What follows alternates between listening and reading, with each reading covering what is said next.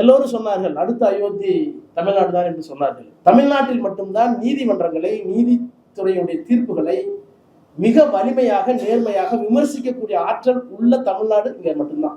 அதனால இங்க இந்த அயோத்தி பூச்சாண்டி அதெல்லாம் நடக்காது. வந்தே மாதரம் பாடல் எப்படி வந்துச்சுன்னு பிரதமருக்கு தெரியல, அதை ஏன் எடுத்தாங்கன்னு தெரியல, இதை கொண்டுட்டு வந்தா நம்ம மாட்டிக்கோம்னு அவருக்கு தெரியல. அவர்களுக்கு புரியவில்லை. அயோத்தியில் பாபர் மசூதி இருந்த இடத்தில் நடு இரவில் முதலாக குழந்தை ராமரை கொண்டு போய் சேர்த்தது அங்கே இருந்த மாவட்ட ஆட்சித்தலைவர். அந்த மாவட்ட ஆட்சித்தலைவருக்கு பிஜேபி காலத்தில் எம்பி பதவி கொடுக்கப்பட்டது. அவருடைய துணைவியாருக்கு எம்எல்ஏ பதவி கொடுக்கப்பட்டது. அதற்கு பிறகு கவர்னர் பதவி கொடுக்கப்பட்டது. ஏனென்றால் அங்கே இருந்த மாநில அரசு அப்படிப்பட்ட அரசு. திருப்பரங்குன்றம் வெறும் குன்றம் அல்ல, அது மதவாதத்தை, அமித்ஷாவை, மோடியை தமிழ்நாட்டுக்குள் நிலைய விடாமல் தடுக்கின்ற அரண். தேவைப்பட்டால் நாங்கள் out of control of high court, தேவைப்பட்டால் நாங்கள் out of control supreme court. We dare to see the consequences. ஆனால் இன்றைக்கு திருப்பரங்குன்றத்தில் மதுரையில் இருக்கிற ஆட்சித்தலைவர் ராமர் படத்தை, குழந்தை ராமரை உள்ளே வைக்கிறவர் அல்ல. We will meet the consequences because we are backed by Honorable CM M.K. Stalin என்று சொல்லக்கூடிய ஒரு அரசாங்கம். மேடையை விற்றிருக்கின்ற நூலாசிரியர் உள்ளிட்ட சான்றோர் பெருமக்களுக்கும், வருகை தந்து இந்த நிகழ்வை சுவைத்துக் கொண்டிருக்கின்ற ஆன்றோர் பெருமக்களுக்கும், ஊடகவியல் நண்பருக்கும் என்னுடைய வணக்கத்தை தெரிவித்துக் கொள்கின்றேன். திருப்பரங்குன்றம் முழு வரலாற்று ஆய்வு.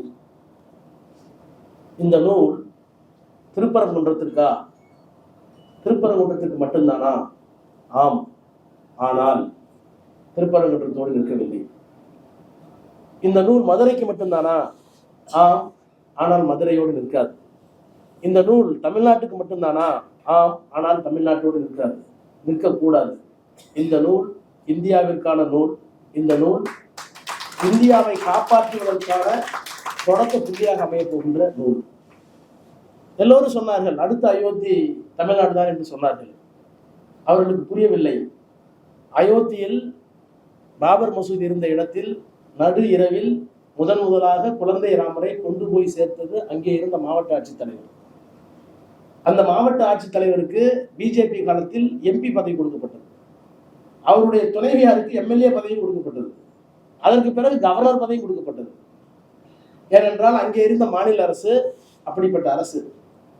ஆனால் இன்றைக்கு திருப்பரங்குன்றத்தில் மதுரையில் இருக்கிற ஆட்சித்தலைவர் ராமர் படத்தை, குழந்தை ராமரை உள்ளே வைக்கிறவர் அல்ல. We will meet the consequences because we are backed by Honorable CM M.K. Stalin என்று சொல்லக்கூடிய ஒரு அரசாங்கம். அதனால இங்க இந்த அயோத்தி பூச்சாண்டி அதெல்லாம் நடக்காது. எங்க கலெக்டர் சரியா இருக்காங்க, எஸ்பி சரியா இருக்காங்க. என்ன காரணம்னா எங்க முதலமைச்சர் சரியா இருக்காங்க. இந்த மண்ணில் கலவரம் தூண்ட முடியாது. ஆனால் அப்படியே இருந்துட முடியாது. ஏனென்றால் எங்கே ஆபத்து என்றால் நீதிமன்றங்கள் எல்லாம் சொன்னீங்க, நீதிமன்றங்களை பார்த்துக்கலாம் பார்க்கக்கூடாது. தமிழ்நாட்டில் மட்டும்தான் நீதிமன்றங்களை, நீதித்துறையுடைய தீர்ப்புகளை மிக வலிமையாக, நேர்மையாக விமர்சிக்கக்கூடிய ஆற்றல் உள்ள தமிழ்நாடு இங்க மட்டும்தான். எல்லாரும் என்ன பண்ணுவாங்கன்னா, வி ஆர் கிருஷ்ணய்யா சொல்வார், we are final, that does not mean we are infallible. நாங்கள் கொடுக்கிற தீர்ப்பு கடைசி தான், இறுதி தான். ஆனால் அந்த தப்பு இருக்குன்னு சொல்ல முடியாது. அந்த தப்பை சுட்டி காட்டக்கூடிய வல்லமை பெற்ற மொழி தமிழ், அந்த மாநிலம் தமிழ்நாடு. எனவே இங்க நீதித்துறை தவறு செய்தாலும் கூட அந்த தவறை திருத்தி அமைக்கக்கூடிய ஆற்றல் மிக்க கருத்தாளர்களில் ஒருவராக நம்முடைய சூர்யா சேவி அவர்கள் இங்கே இருக்கிறார்கள். சிம்பிளா சொல்லலாம், இது வெறும் 175 பக்கம். இந்த 175 பக்கமும் ஏறத்தாழ ஒரு 150 புத்தகத்தினுடைய சாரம். அண்ணா சொல்லுவார், புட்டிங் செஞ்சுரிஸ் இன்டு கேப்சூல்பார். ஒரு 100 ஆண்டுகளை ஒரு சின்ன மாத்திரைக்குள் அடக்கினா என்ன வருமோ அப்படிப்பட்ட மாற்றங்களை செய்து காட்டிய இயக்கம் திராவிட இயக்கம் சொல்வார். அந்த மாதிரி இந்த திருப்பரங்குன்றம் நூல் என்பது புட்டிங் செஞ்சுரிஸ் இன்டு கேப்சூல்ஸ் அல்ல, அதையும் தாண்டி பல நூற்றாண்டுகளை உள்ளடக்கிய ஒரே ஒரு நூல். 175 பக்கத்தில் வந்திருக்கேன். நான் இன்னும் சொல்லுகிறேன், இதை படிச்சா அப்படி தெரியுமா இருக்கு. 1947 அண்ணா எழுதினாரு, தீ பரவட்டும், ஏ தாழ்ந்த தமிழ்நாடு, ஏ தேய்ந்த தமிழ்நாடு, ஏ தன்னை மறந்த தமிழ்நாடு, ஏ தன்மானம் இழந்த தமிழ்நாடு, ஏன் மருளை மார்க்கமின்றி ஏற்றுக்கொண்டு ஏமாந்த தமிழ்நாடு, ஏ சொரணையற்ற தமிழ்நாடு, வீறு கொண்டு எழு என்று சொல்லுவார் அல்லவா. அப்படிப்பட்ட எழுச்சியை இந்த நூலை படித்தால் நமக்கு வருகிறது. எல்லாத்தையும் பேசிட்டாங்க. நான் அதுக்குள்ள நூலுக்குள்ள போக விரும்பல. 2 செய்தி தான். இன்றைக்கு இவ்வளவு பெரிய ஆவணமான இந்த நூல் இங்கே வந்திருக்கிறது என்றால் இதை தமிழ்நாடு மட்டும்தான் கொடுக்க முடியும். அதற்கு காரணம் இங்கே இருக்கிற திராவிட சித்தாந்தம். நான் ஒன்றை இணைத்து பார்க்கிறேன். வந்தே மாதரம் பாடல் குறித்த டிபேட்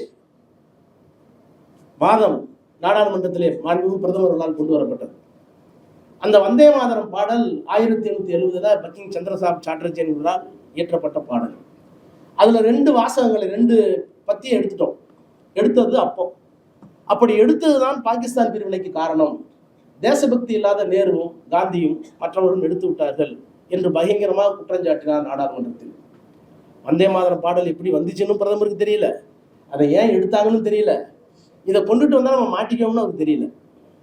வந்தே மாதரம் பாடல் வந்த போது அதை உள்ளே போய் ஆய்வு செய்தால் கிட்டத்தட்ட திருப்பரங்குன்ற மாதிரி.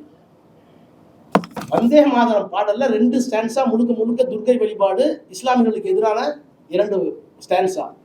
அந்த ஸ்டான்ஸா இருக்கக்கூடாது என்று நேருவும் காந்தியும் விரும்பி வல்லபாய் பட்டேலோட பேசி எடுத்தார்கள்.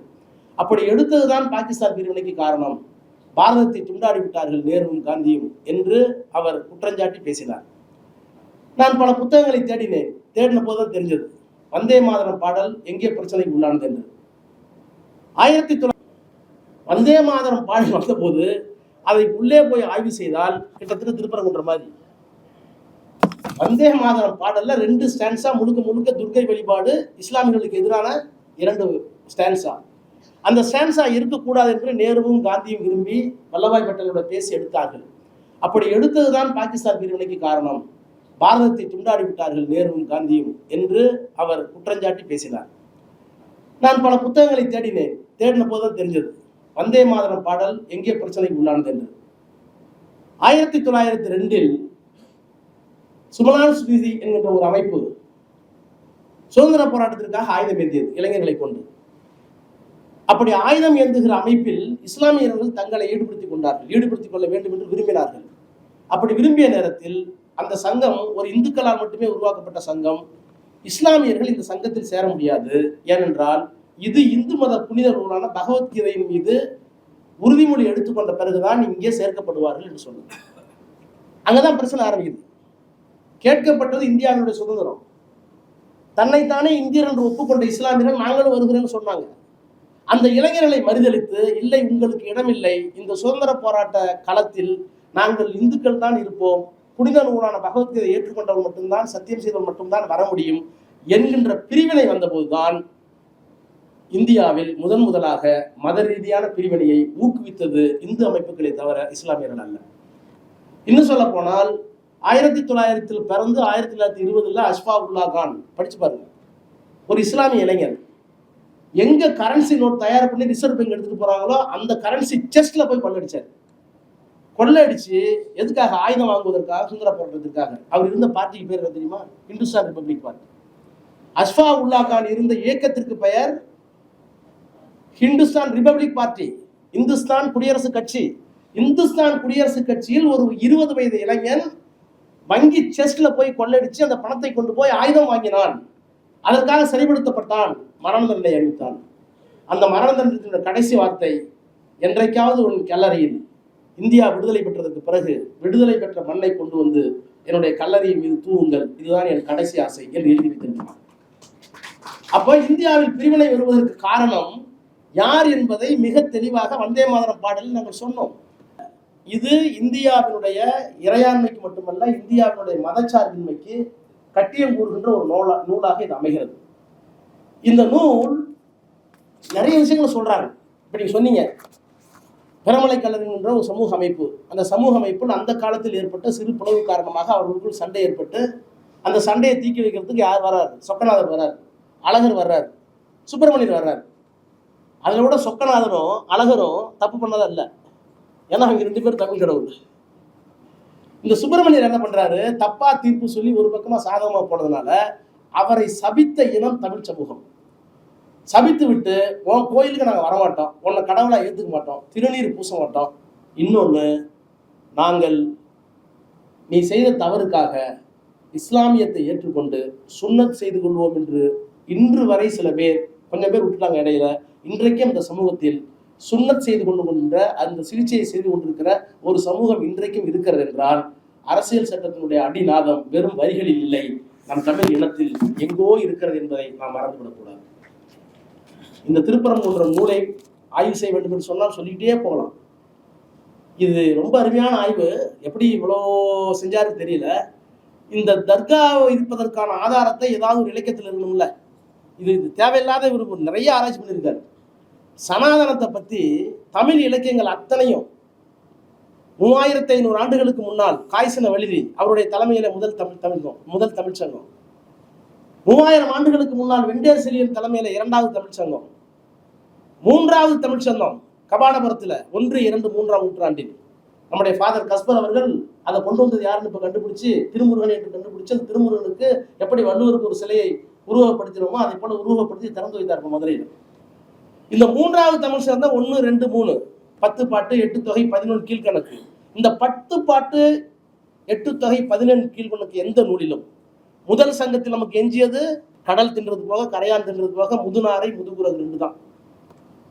அதற்கு பிறகு 2ஆம் தமிழ் சங்கத்தில் இசை நுணுக்க தொல்காப்பியம், மீது எல்லா நாளும் போயிடுச்சு.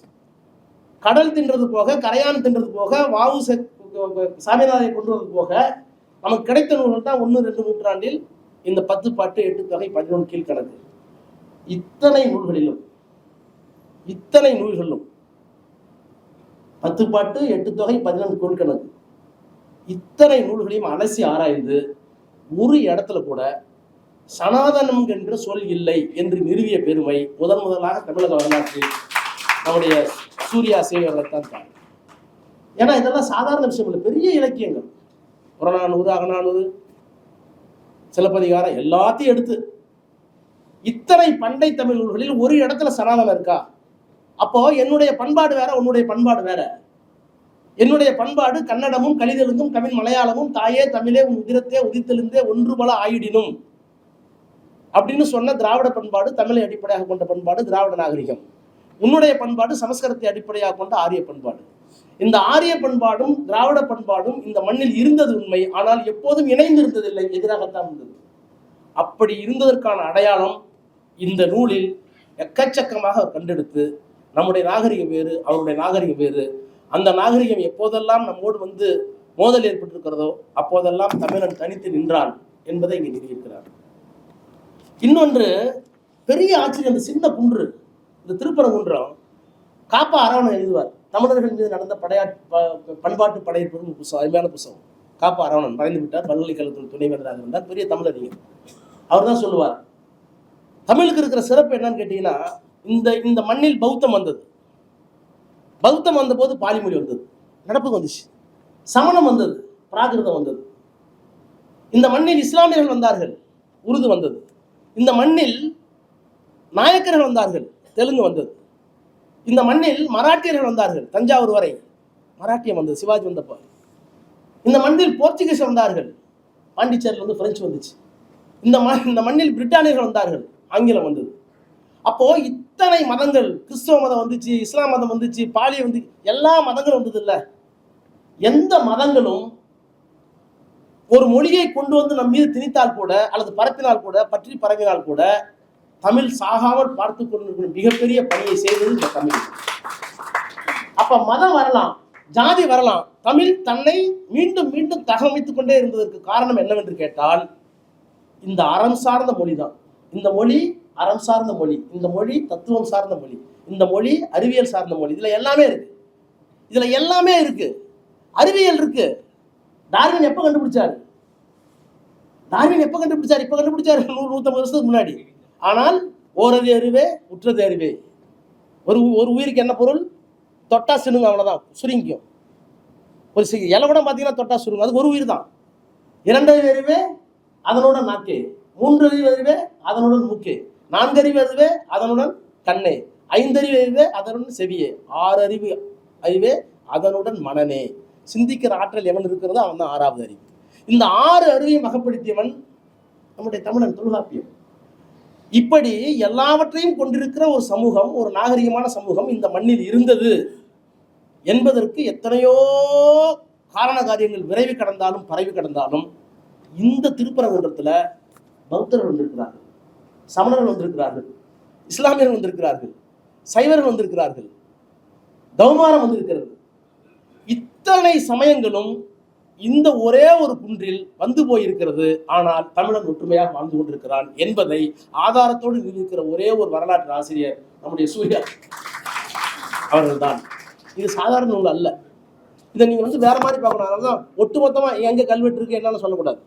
நீங்க உள்ள பார்த்து ஆச்சரியமா இருக்கு. இத்தனை மதங்கள் ஒரு குன்றின் மீது வந்திருக்கிறது, இத்தனை நாகரிகம் ஒரு குன்றின் மீது வந்திருக்கிறது. இதை ஒரு வெள்ளக்கார சர்வேயும் பண்ணிருக்கிறான். வெள்ளக்காரனும் தன்னுடைய ஆட்சி அதிகாரத்தில் கொண்டு வந்திருக்கிறான். அப்ப ஆட்சி அதிகாரம் இத்தனை. இன்னொன்னு பார்க்கணும், நீங்க ஒரு மன்னன் தொழுகையில் இருக்கிற போது, அவனு இஸ்லாமியர், தொழுகையில் இருக்கிற போது குலசேகர பாண்டியன் கொண்டுட்டான். ஆனா கொன்னதுக்கு பிறகு ஃபீல் பண்றான், நேருக்கு நேர் சண்டை போட்டுருக்கணும். அவன் தொழுது கும்பிட்டு இருக்கான், பின்னாடி இருந்து குத்திட்டான். அதற்கு பிராயச்சித்தமாகத்தான் அவருக்கு இந்த தர்காவை கட்டுகிறார்கள், அமைக்கிறார்கள். அந்த தர்கா அமைக்கிற போதே குலசேகர பாண்டியனுக்கு கண்ணு போயிடும். எங்களுக்கு கடவுள் நம்பிக்கை இல்லை, ஆனா இயற்கை எங்கேயோ கார்லேட் பண்ணுதோ அப்படிங்கிற எண்ணம் இந்த புத்தகத்தை படிக்கிற போது வருகிறது. அதை விட போகர் வாழ்ந்தது கிமு. ஒரு தேடுறாரு, இந்த தர்கா எந்த இலக்கியத்திலையும் வரல, எந்த ஆர்கியாலஜிக்கல் டிபார்ட்மெண்ட்லயும் வரல.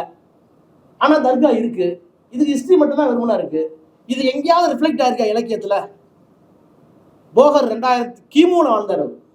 ஆனால் போகர் 7000 ஒரு இலக்கியம் இருக்கு. அந்த இலக்கியத்தில் இந்த தர்கா வருது. போகர் 7000 என்கின்ற இலக்கியத்தில் இந்த தர்காவை பற்றி மிக சிறப்பாக வருகிறது. அது என்ன காரணத்துக்கு வந்தது? இன்னொன்று நீங்க கவனிங்க, ஒரு முஸ்லீம் அரசனை ஒரு இந்து அரசன் தாக்கி சாய்க்கிறான். மதக்கலவரம் வந்துட்டு இருக்காங்கிறது. மதக்கலவரம் வந்ததா? இத்தனை இஸ்லாமிய படையெடுப்பு சொல்லுகிறார்கள். தோத்து இருக்கு, ஜெயிச்சிருக்கு, வெற்றி பெற்று இருக்கு. ஆனால் எங்காவது மதக்கலவரம் வந்ததா?